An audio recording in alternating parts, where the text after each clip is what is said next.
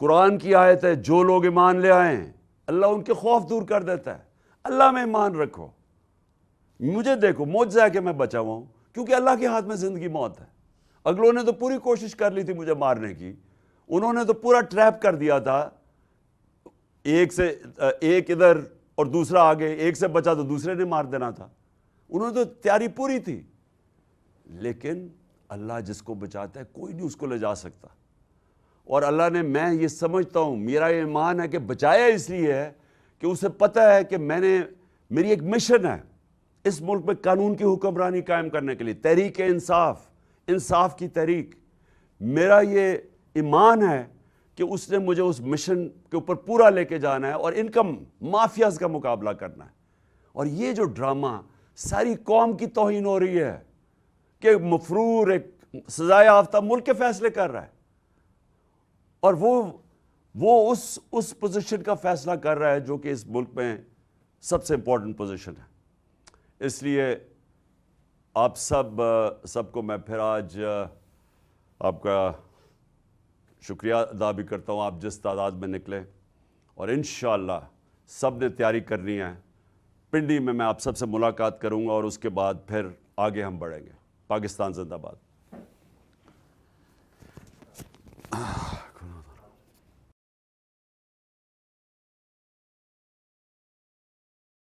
ساروں نے مل کے 30 سال سے پیسہ باہر بھجوا رہے ہیں.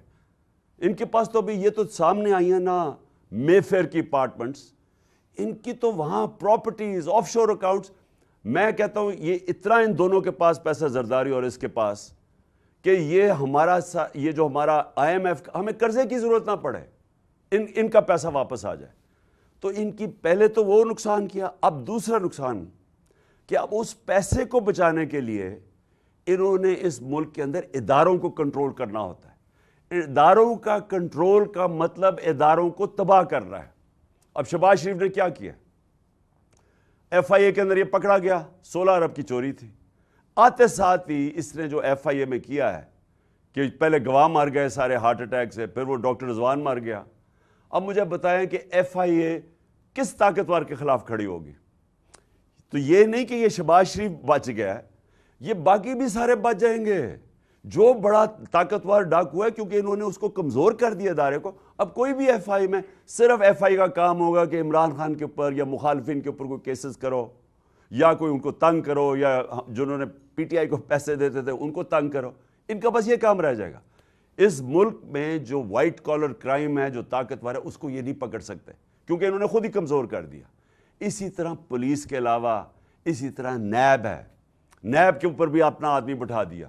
وہ اس لیے نہیں کہ وہ ملک کی بہتری کے لیے, وہ ان کے کیسے کیسز ختم ہو سکتے ہیں. اب جو ان کے کیسز ختم کرے گا, اور جو انہوں نے اسمبلی میں بیٹھ کے نیب کے قانون چینج کیے ہیں, اس کا مطلب کہ آج جو بھی بڑا ڈاکو ہے وہ بچ جائے گا.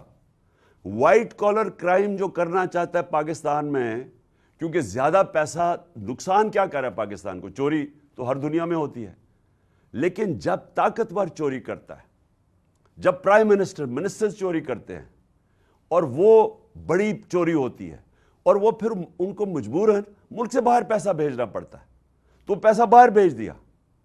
جب پیسہ باہر بھیجتے ہیں, میں بار بار کہہ رہا ہوں کہ ہم کیوں IMF کے پاس چلے جاتے ہیں, ڈالر کم ہو جاتے ہیں, تو یہ ڈالر خرید, بیرون ملک پاکستانی بیچارے محنت کر کے ڈالر پاکستان بھیجتے ہیں, اور یہ چور یہاں سے ڈالر باہر بھیج دیتے ہیں. اور یہ سارے ادارے جو ان کو روک سکتے ہیں, ان ساروں کو تباہ کر دیتے ہیں اپنی چوری بچانے کے لیے. اسی لیے یہ پاکستان نہیں, یہ سارے غریب ملکوں کی داستان ہے. ہر غریب ملک میں آج یہی ڈرامہ ہو رہا ہے. ادھر بھی یہ بیٹھے ہوئے شریف اور زرداری جو چوری کر کے پیسہ باہر, ادارے کمزور کرو تاکہ کوئی پکڑ نہ سکے. جب ان کو نہ پکڑ سکے باقی چوروں کو بھی نہیں پکڑتا, ملک تباہ ہو جاتا ہے, ملک مقروض ہو جاتا ہے. اور پھر جو صحافی ہیں, اب مجھے یہ بتائیں کہ ان کے 6 مہینے کے اندر, اور یہاں صحافی برادری بھی دیکھ رہی ہے, اور مجھے افسوس سے کہنا پڑتا ہے کہ کئی آج بھی صحافی ان کو کوشش کر رہے ہیں کہ ان کو کسی طرح, ان کو یہ جو ملک سے انہوں نے 6 مہینے میں کیا ہے, ملک کو تباہی کی طرف کھڑا کر دیا ہے, آج بھی وہ کوشش کر رہے ہیں ان کے لیے صفائی پیش کرنے کے لیے. مجھے وہ تو سمجھ آتی ہے، لفافے جو ہیں، لفافے تو ہوں گے جنہوں نے پیسہ لے کے اپنے ضمیر بیچنے، قوم تو خیر ان کو جانتی ہے، میڈیا ہاؤسز ہمیں پتہ ہے کون ان کے ساتھ کھڑے ہو جاتے ہیں کیونکہ وہ بھی پیسہ بنا رہے ہیں، لیکن کوئی باضمیر انسان ان کے ساتھ نہیں کھڑا ہو سکتا۔ اور جو باضمیر صحافیوں سے ان کے دور میں 6 مہینے میں ہوا ہے، ایاز امیر جیسا آدمی، قوم اس کو جانتی ہے 40 سال سے، 30 سال سے، اس سے جو انہوں نے کیا ہے، یہ جو عمران ریاض ہے، وہ لوگ تو جانتے ہیں اس کو، اس سے جو کیا ہے، جو سمیع ابراہیم جیسے یہ، اس کو نہیں چھوڑا انہوں نے۔ غلام حسین تقریباً 80 سال کا ہونے لگا، اس کو پکڑ کے جیل میں ڈال دیا۔ اور پھر جو ارشد شریف سے، صابر شاکر وہ ملک سے باہر گیا ہوا، ارشد شریف سے جو انہوں نے کیا، میں تو اس کی ابھی بھی جو اس کی تشدد کی تصویریں آئی ہیں، یعنی میں چھوڑے سارے ہم آج شوق میں ہیں، ہمیں یعنی کون اس سے، ارشد شریف نے کیا جرم کیا ہوگا جو اس سے یہ اس کو سزا ملی ہے۔ اس کی ایک سزا ہے کہ ان چوروں کو، ان ہینڈلرز کو جتنا وہ بے نقاب کرتا جا رہا تھا وہ اپنی جان خطرے میں ڈال رہا تھا، اور انہوں نے یہ سارے صحافیوں کو ایک پیغام دیا ہے کہ دیکھیں یہ ارشد شریف سے ہم نے کیا ہے تو یہ تمہارے سے بھی یہ ہوگا۔ خوف کے اوپر مافیا فنکشن کرتا ہے، جو مافیاز ہیں یہ خوف پھیلا کے، یہ لوگوں کو غلام بنا کے، خوف کے بت کے سامنے جھکا کے یہ لوگوں کے اوپر حکومت کرتے ہیں۔ اور جو میری حقیقی آزادی کی تحریک ہے وہ یہ خوف توڑنا ہے قوم کا۔ یہ سوچا انہوں نے یہ تھا کہ جو گولیاں لگ گئی میں بچ گیا ہوں تو اب میں ڈر جاؤں گا کہ میں شاید پیچھے ہٹ جاؤں۔ انہوں نے یہ سوچا تھا اعظم سواتی سے جو انہوں نے کیا، کہ اعظم سواتی کو پہلے انہوں نے جو اس سے تشدد کیا ننگا کر کے، انہوں نے کہا وہ 75 سال کا آدمی ہے، شرم میں چپ کر کے بیٹھ جائے گا گھر میں، وہ نہیں بیٹھا۔ پھر یعنی کسی دنیا کے ملک میں غلاظت کی یہ انتہا نہیں دیکھی کہ اس کی ویڈیو دے دی، اس کی بیوی کو پہنچا دی، ان میاں بیوی کی ویڈیو۔ میں نے یعنی میں مغربی معاشرہ اندر سے جانتا ہوں، وہاں کوئی تصور نہیں کر سکتا اس چیز کا۔